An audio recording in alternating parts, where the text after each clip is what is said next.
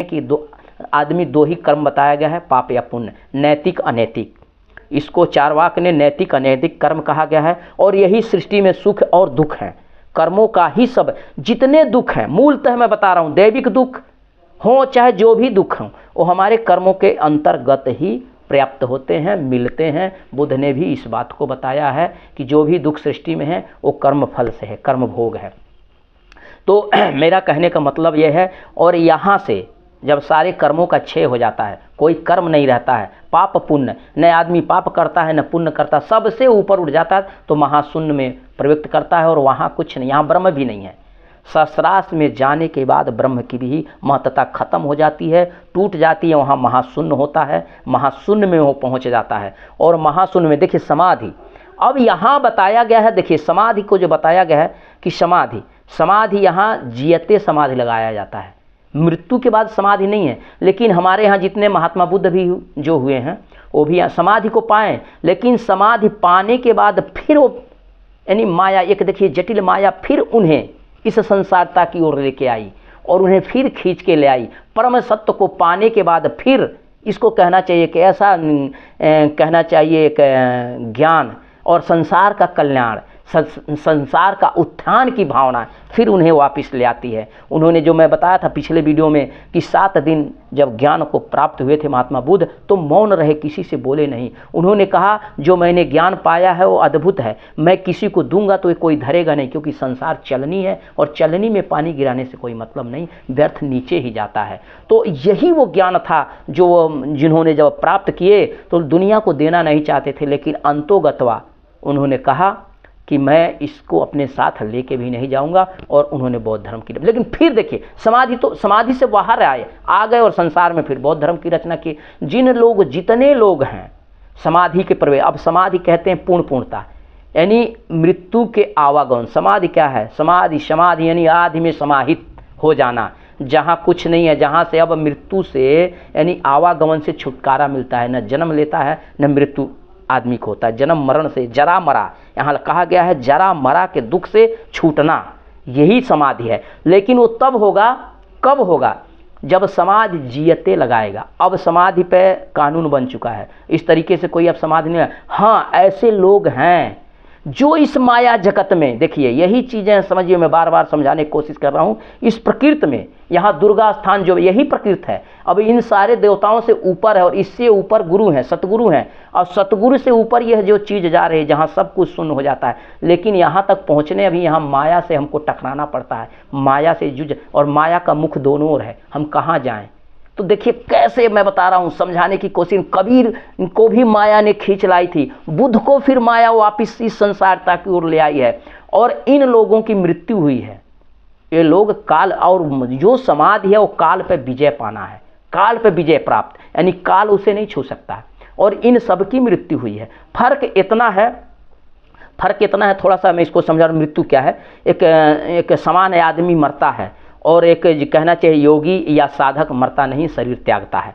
तो यहाँ 9 द्वारों से आदमी शरीर को त्यागता है। जो श्रेष्ठ मनुष्य होते हैं, योगी होते हैं, साधक होते हैं, वो जो कहना चाहिए ऊपर के कहना चाहिए माध्यम से, जैसे नाक, कान, आँख और मुख और श्वास, इसके द्वारा शरीर को त्यागते हैं। और जो नीचे अधम होते हैं, जो दुष्कृत करने वाले होते हैं, वो जनेंद्रियों द्वारा, गुदा द्वारा शरीर को त्यागते हैं, और वह नरक की ओर जो कि भोग योनि में जाते हैं। और ऊपर से जो इतनी ऊपर से, कंठ के ऊपर से जो भी शरीर त्यागता है वो श्रेष्ठ योनि, मतलब स्वर्ग नरक। देखिए यहाँ स्वर्ग नरक की बात नहीं है, बात यहाँ जो है, अब हमारा जो पिछले वीडियो में बताया कि आकाश तत्व में जो चंद्रमाएँ हैं, सूर्य हैं, तारे हैं, जो चमक रहे हैं, यही तो श्रेष्ठ आत्माएं हैं, जो खुद प्रकाशित हैं और दूसरों को भी प्रकाशित कर रही हैं। लेकिन इनकी भी अवधि है, ये भी एक समय निश्चित में फिर यहाँ वापिस आएंगे। तो यही मेरा कहने का मतलब, जो यहाँ के ऊपर से जो शरीर को त्यागता है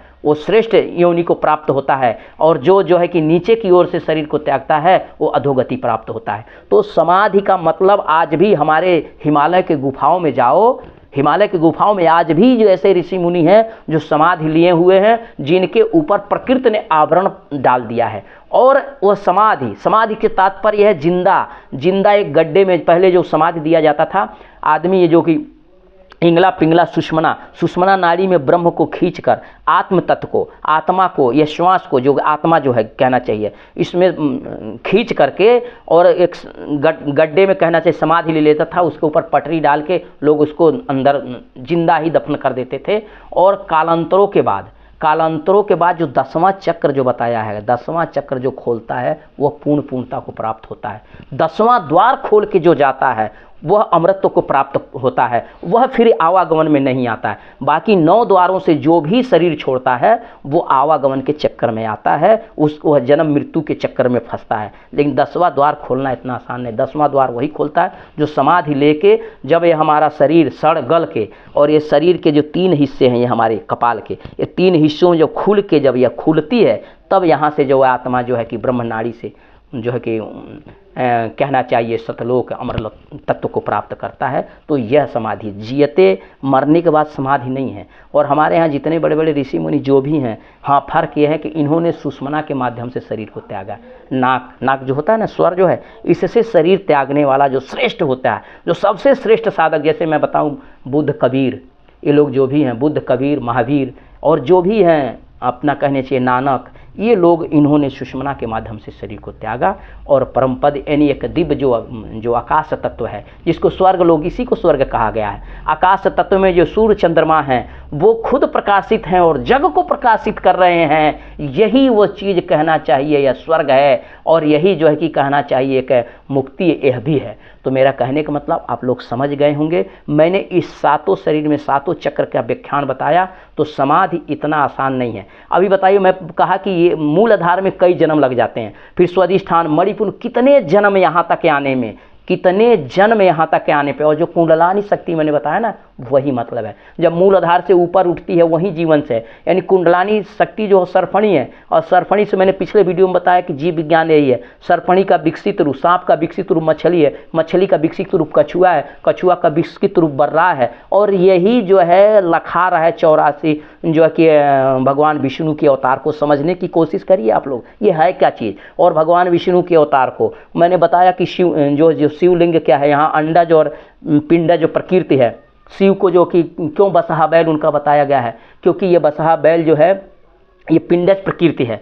पिंडज यानी पिंडज शरीर से प्रकट होने वाले जीव जो हैं। और हमारे सिंधु सभ्यता में, फिर मैं कह रहा हूँ, पिछले वीडियो में बताया था कि सिंधु सभ्यता में जो बैल का चिन्ह मिला है खुदाई से, उसमें बैल है। तो हमारे यहाँ जो सनातनी धर्म जो कहना चाहिए, जो सिंधु सभ्यता के जो इष्ट थे ओमकार थे।